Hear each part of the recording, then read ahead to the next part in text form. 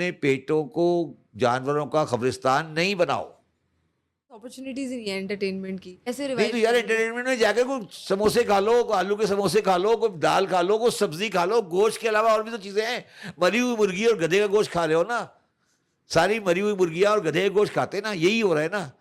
तो आप गधा खा लेंगे, कुत्ता खा लेंगे, बिल्ली खा लेंगे, मरी हुई मुर्गी खा लेंगे, दाल नहीं खाएंगे, सब्जी नहीं खाएंगे, ये कैसे लोग हैं, इनका क्या बनेगा।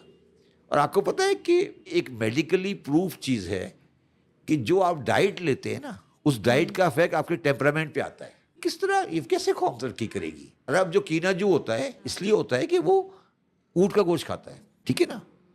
तो ये इनका मसला है, इनका कुछ नहीं हो सकता, ये ऐसे ही रहेंगे।